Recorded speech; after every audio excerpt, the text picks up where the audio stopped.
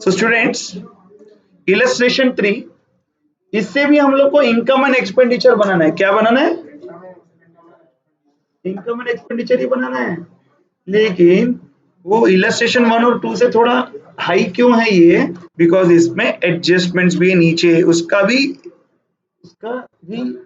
अपने को सम में, जैसे रिसिप्ट्स एंड पेमेंट्स में तो फिल्टर करके क्या लेना है, इनकम एंड एक्सपेंडिचर मालूम तुम्हारे को, बट उसका एडजस्टमेंट का इफेक्ट देते हुए करना है। तो सर पहले क्या करना, स्टार्ट कैसे करना, ये एडजस्टमेंट्स नीचे पढ़ के ऊपर टिक मार्क कर लेना।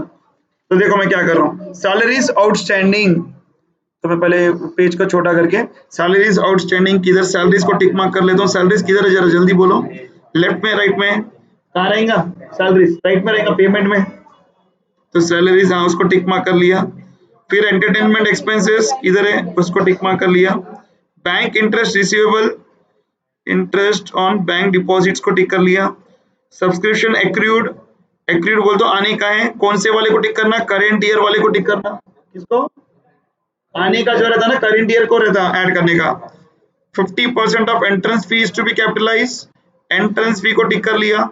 Furniture is to be depreciated 10%, furniture किधर है, फर्नीचर किधर है जी, ये रहा, परचेज ऑफ फर्नीचर टिक कर लिया। तो समझो मैं क्या करा, कभी भी अगर एडजस्टमेंट के साथ सम आया तो सम चालू करने से पहले एडजस्टमेंट्स को पढ़ के ऊपर रिसिप्ट्स एंड पेमेंट्स में क्या करना, सबसे पहले टिक करना। अब सम चालू करना, तो मेरे साथ साथ करेंगे सब, मैं जहां जहां पोस्टिंग कर रहा हूं मेरे साथ साथ करो। पहले अपन पहचान लेंगे कौन सा आएगा इनकम में और कौन सा एक्सपेंडिचर में, कौन सा नहीं आना है वो तो छोड़ देना है, ओरली डिस्कस करेंगे, फिर पोस्टिंग ही करना है। चलो देखो स्टार्ट कर रहा हूँ, रिसिप्ट साइड से स्टार्ट कर रहा हूँ।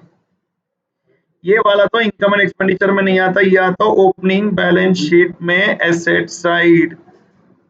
ओपनिंग कैश बैलेंस है तो ओपनिंग बैलेंस शीट में एसेट साइड आएगा, तो इनकम एंड एक्सपेंडिचर में तो ये। और पहले साल का सब्सक्रिप्शन ओपनिंग बैलेंस शीट में एसेट साइड आने का था बोल के लिखेंगे। सब्सक्रिप्शन रिसीवेबल लास्ट ईयर का आने का था, वो ये साल आया, बट ये सब्सक्रिप्शन ये साल का बिलोंग नहीं करता, वो कौन से साल का है, 13 का दिया ना, तो अपन इनकम में तो नहीं लिखना है। हाँ इसको इनकम में लिखना है 10,000, लेकिन इस पे एडजस्टमेंट है, तो नीचे जाके देखो एडजस्टमेंट क्या है, इसलिए मैं पहले टिक करवाया, 400 रुपए और आने का है। यानी एक्चुअली सब्सक्रिप्शन ये साल का इनकम 10,000 आया, बट ये साल का सब्सक्रिप्शन का इनकम ये साल का 10,400 है, उसमें से 400 अभी आया, लेकिन तो भी अपन ये साल की इनकम में 10,400 ही लिखना। यानी तुम इनकम साइड लिखेंगे सब्सक्रिप्शन 10,000 नहीं लिखेंगे, कितना लिखेंगे, कहां से आया 400, हाँ एडजस्टमेंट में दिया, कितना दिया 400, सब्सक्रिप्शन एक्रूड बोल के। एक्रूड का मीनिंग क्या है मैं बता रहा हूं, आना है, सब्सक्रिप्शन एक्रूड मीन्स आना है, कितना आना है, तो 10,400। यानी जब मैं इनकम साइड लिखूंगा तो ये एडजस्टमेंट नया मिला, नहीं तो अगर एडजस्टमेंट नहीं रहता था तुम्हारे एग्जांपल बने इलस्ट्रेशन 2 में क्या करें, सब्सक्रिप्शन सीधा 10,000 लिख देंगे, इनकम में लिख दिए, लेकिन अभी 10,000 नहीं लिखना है, उस पर टिक मार्क है, इसका मतलब क्या करना, बाई सब्सक्रिप्शन, मतलब सब्सक्रिप्शन लिख के उसको ऐड करना, क्या ऐड करना, सब्सक्रिप्शन एक्रूड बोल के लिखना, फिर 400 रुपए ऐड करना। ये एक हो गया। 15 का किधर आएगा, क्लोजिंग बैलेंस शीट लायबिलिटीज, लेकिन इनकम में तो अभी तक अपने को इनकम, क्वेश्चन में बोला इनकम एंड एक्सपेंडिचर बनाओ, इनकम एंड एक्सपेंडिचर में अभी तक एक ही चाहिए इनकम में, वो भी 10,000 नहीं आता, 10,000 को 400 ऐड होके आएंगे। नेक्स्ट डोनेशन इनकम, जनरल है ना, स्पेसिफिक रहे तो लायबिलिटी में जाता क्लोजिंग बैलेंस शीट, सिर्फ डोनेशन दिया तो इनकम में ले लेंगे, किधर लेंगे, hall rent income. Interest on bank deposit लेना है इनकम में, लेकिन उस पे टिक मार्क है, क्या है भाई टिक मार्क पढ़ेंगे, बैंक इंटरेस्ट रिसीवेबल 150, तो 150 ऐड करके लिखना, तो मैं 450 नहीं लिखूंगा 600 लिखूंगा। यानी ये साल का 600 रुपए इनकम है इंटरेस्ट का, उसमें से 450 आ गया, 150 आना, लेकिन इनकम तो यही साल का है, तो ये साल का इनकम अगर आना भी बाकी है तो लिखेंगे हम लोग, समझ में आया, तो 150 ऐड करके लिखना। और एंट्रेंस फी के बारे में ये भी इनकम है, लेकिन बोला 50% कैपिटलाइज करो, तो क्या करना 500 रुपए इनकम में लिखना और 500 रुपए क्लोजिंग बैलेंस शीट में क्या लिखेंगे, लायबिलिटीज में, यानी 1000 को 2 पार्ट में कर दिए। क्यों सर? उस पर टिक मार्क के नीचे एडजस्टमेंट दिया, पढ़ लो जरा। 50% off the entrance fee is to be capitalise. मैं जो सेंटेंस बोला वही दिया। 50% कैपिटलाइज का मतलब है उसको कैपिटल में यानी लायबिलिटीज में लिखो 50% और 50% इनकम में। अगर उन सर कैपिटलाइज बोल के नहीं देता तो क्या करना, पूरा का पूरा इनकम में लिखना, पूरा का पूरा। लेकिन अभी क्या करेंगे, 500 ही इनकम में लिखेंगे और 500 बाकी का कहां लिखेंगे, क्लोजिंग बैलेंस शीट के लायबिलिटीज। सुने, ये हो गया अपना रिसिप्ट, ये हाँ ठीक है ना, अपन चेंज कर देंगे, ये रिसिप्ट है।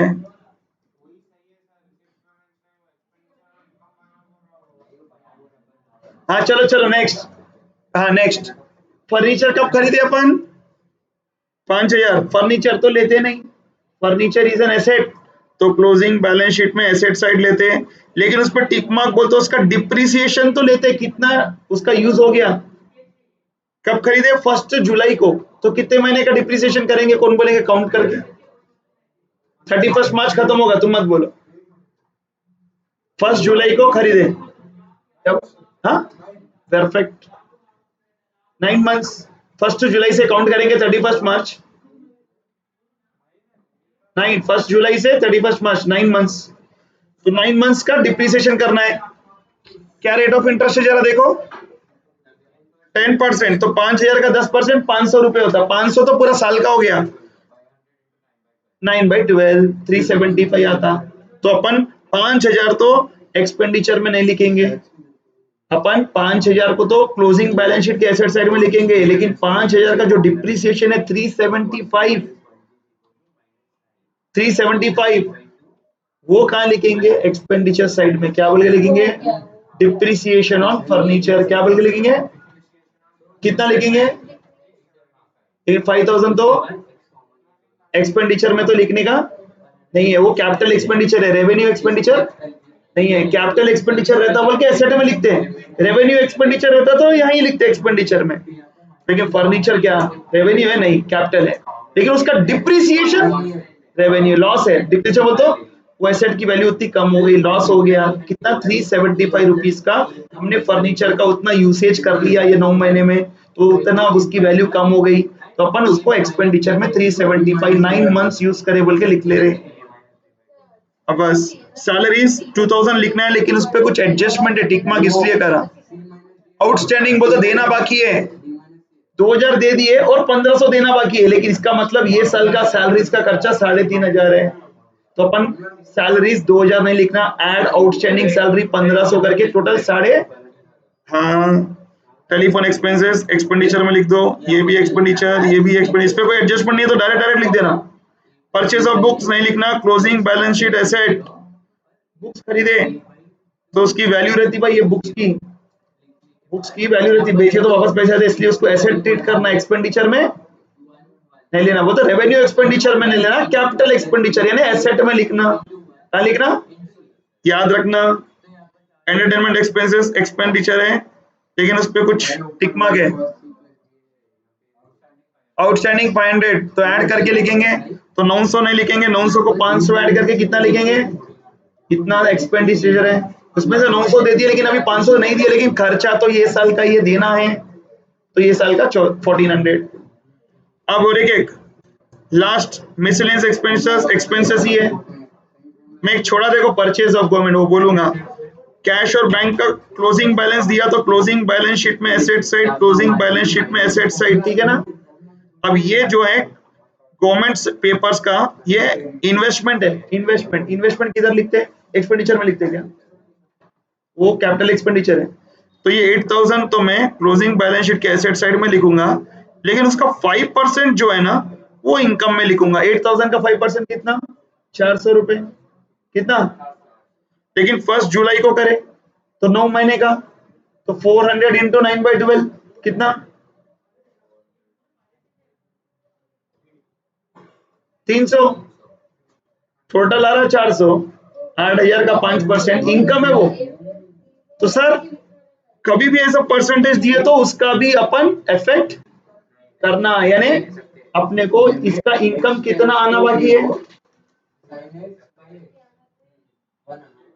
8,000 का 5% कितना होता, 400, पूरे साल का होता, 9 महीने का कितना होता, 300। 300 आने का है तो रिसीट्स में किधर तो भी दे रहा क्या कि इंटरेस्ट ऑन गवर्नमेंट पेपर्स 300 रुपए आए बोल के दिया क्या, इसका मतलब आना। एडजस्टमेंट में भी दिया क्या, नहीं दिया, लेकिन यहाँ पे 5% दिया तो ये भी एक एडजस्टमेंट है। कभी भी डेट और एडजस्टमेंट ऐसा देता, डेट नहीं भी दिए परसेंटेज देता तो समझना वो भी एक एडजस्टमेंट है। तो आना है ना, तो उसको भी इनकम साइड लिखेंगे। जब इनकम लिखेंगे ना, इसमें नहीं है किधर भी, लेकिन अपन लिखेंगे इनकम साइड, क्या लिखेंगे, interest receivable on government papers, कोई इन्वेस्टमेंट, वो तो गवर्नमेंट पेपर एक तरह का इन्वेस्टमेंट है, गवर्नमेंट के पेपर्स खरीदे उस पे अपने को 5% इंटरेस्ट मिलता है 30 साल का, तो इन्वेस्टमेंट करके रख दिए गवर्नमेंट के पेपर्स पे। तो इनकम भी आना ना, 9 महीने का 300 रुपए, तो रिसिप्ट साइड देना था, नहीं दिया, बट वो इनकम तो ये साल का ही है 300 रुपए, तो आना कि नहीं आना, तो इनकम साइड में लिखेंगे। अब मैं जो 200 दिखा रहा तो 5% 8,000 का कितना होता जी, 8,000 का 5% 400 ही होता, 400 इंटू 9 महीने 300, खत्म। अब थोड़ा कुछ प्रिंटिंग मिस्टेक भी कभी कुछ होता है। अभी देखो यहाँ पे मैं जो जो बोल रहा हूँ, ये पे सुनो कैसा करें, पहले सब्सक्रिप्शन लिए, कितना लिए, 10,000 लिए कि 10,400 लिए, डोनेशन ले लिए, एंट्रेंस फी 50% वो तो आधा लिए बोला ना, बैंक इंटरेस्ट में 450 को 150 ऐड करके लिए, और फिर एक्सपेंडिचर में सैलरीज 1,500 ऐसे ऐड, 2 डॉट डालना, आउटस्टैंडिंग लिखना, फिर लिखना ऐसा, ऐसे अंडरलाइन करना अंदर, फिर बाहर लिखना, टेलीफोन लिख दिए, ये जिस पे एडजस्टमेंट नहीं हो डायरेक्ट डायरेक्ट लिख दिए, एक्सक्यूज। और एक एक देखो अभी खत्म नहीं हुआ, इंटरेस्ट ऑन इन्वेस्टमेंट, यही गवर्नमेंट पेपर्स, तो अपने को कितना लिखना है इसको, 300, सुने 300 करेंगे तो 14,100 होगा। अरे अपन कर दे रहे ना भाई टैली, उसमें क्या है, मिस्टेक बोल तो, अब कैलकुलेशन मिस्टेक अपन क्या करेंगे, समझ आ रहा है, कॉन्सेप्ट समझो, अपने को अमाउंट क्या करना है कि अपन 4-5% कैलकुलेट करना, फिर 9 महीने का कैलकुलेट करते तो 300 आ रहा, 300 लिखना, तो 300 लिखेंगे तो यहाँ 14,100 आएगा, यहाँ पे फिर सरप्लस में भी 7,175 आएगा, तो यहाँ पे भी 14,100। अभी एंटरटेनमेंट एक्सपेंसेस कितना, 900, उसको 500 ऐड करके 1,400, मिसलेनियस लिखे, डिप्रिसिएशन फर्नीचर कैलकुलेट करें ना अपन, कितना है 3।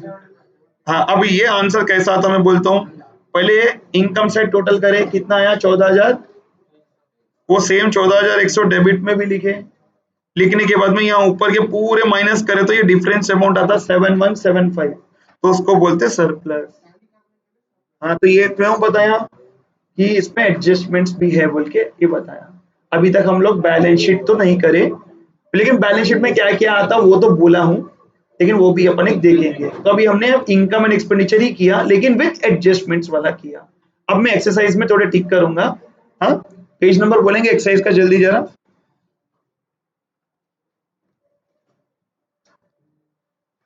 पेज नंबर,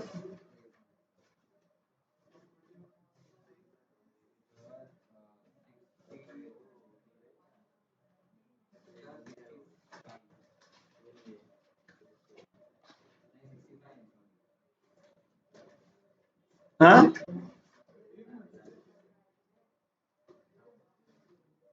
क्या है,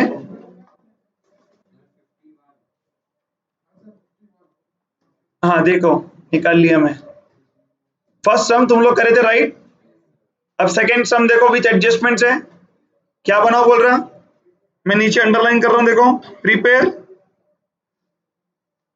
प्रिपेयर, और 3 एडजस्टमेंट्स दिया ऊपर, पहले टिक कर लो, फिर लाइन से रिसिप्ट खत्म करो, फिर पेमेंट्स खत्म करो, इनकम एंड एक्सपेंडिचर आ जाएगा, जो छोड़ देने का छोड़ देना, जो इनकम में आने का वही लेना, जो एक्सपेंडिचर आने का लेना। एसेट्स के वहां पे लिखने का भी जरूरत नहीं कि एसेट में आएगा उसको नहीं लेना, तो वहीं रख देना, यानी वो बैलेंस शीट में आने वाला है, सिर्फ एक्सपेंडिचर में जो जो आते हैं वो फिल्टर करके ले लो, लेकिन एडजस्टमेंट्स को इफेक्ट करते हुए।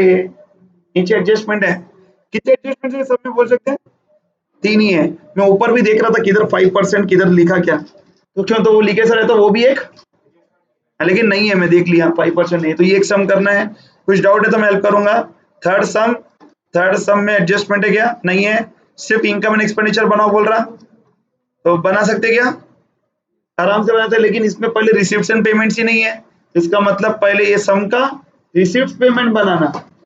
सुन रहे हैं या नहीं? तुम्हारे रिसिप्ट पेमेंट नहीं बनाना है, इसके नामा पढ़ के तुम्हारे मालूम पड़ जाता है कि कौन सा इनकम वाला है कौन सा, डायरेक्ट बनाओ और तुम्हारे को आ जाता, ये आ जाता। फोर्थ वाला क्या बोल रहा है? इनकम एंड एक्सपेंडिचर बनाओ। क्या बनाओ बोल रहा?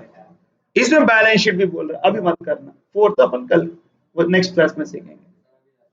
अभी इलस्ट्रेशन 3 करना है, 3 के बाद वाला इलस्ट्रेशन भी करना है, और ये सेकंड और थर्ड सम भी करना है। इलस्ट्रेशन 3 का पेज नंबर क्या था? 15 था ना? एक मिनट, या तो इलस्ट्रेशन 4 देख रहा हूँ, वो क्या है? बैलेंस शीट का है तो फिर नहीं। अभी इलस्ट्रेशन 3 और एक्सरसाइज के 2 सम। अब बैलेंस शीट बताए तो फिर तो तुम एवरी सम कर सकते। स्टार्ट कर। Thank you. कौन सी वाली?